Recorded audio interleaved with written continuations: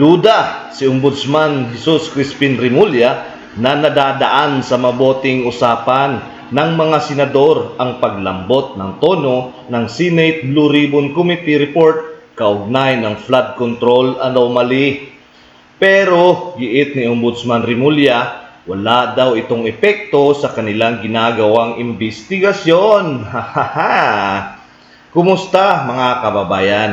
Viral at pinag-uusapan ngayon sa mundo ng social media ang tila paghina ng apog ng Senate Blue Ribbon Committee na tila nakalimutan na nila ang linyadang may magpapasko sa kulungan.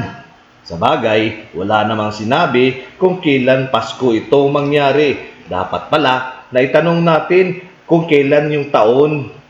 At ayun na nga mga kababayan, sabi ni Remulla, bilang dating mambabatas, maaari umanong magkaroon ng personalang negosasyon at kompromiso bago naabot ang draft report na ito. Mula sa unang draft recommendation, nakakasuhan ang 3 senador kaugnay ng maanomaliyang flood control projects. Binago na ito ng Senate Blue Ribbon Committee na isailalim na lang muna sila sa preliminary investigation. Na-disappoint tuloy si Ombudsman Remulla at napasabing, It's politics.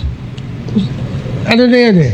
What is acceptable to all or to most is the most important thing. tanawa, most important thing na yung sinasabi ni Ombudsman, di ba mga kababayan? Ang 3 senador na kasama sa rekomendasyon ay sina Senador Joel Villanueva, Jinggoy Estrada at Chis Escudero. Sabi ni Remulla, may bigat ang personal na relasyon lalo't magkakasama sila sa Senado. Kasi nga, nagkakapersonalan. Siyempre may mga kaibigan niya sa loob na pipirma, wag lang nalagay yung pangalan. Pero yan, may negotiation yan, may compromise yan. Ganun pala yun mga kababayan, ngayon ko lang nalaman. Naalala ko tuloy ang sabi at theory ni Albert Einstein, ang theory of relativity. Lahat ata sila magkakarugtong. Kung dito sa 3 senador pa lang, tameme na ang mga Senate Blue Ribbon Committee, paano pa kaya ang mas nakakataas dito?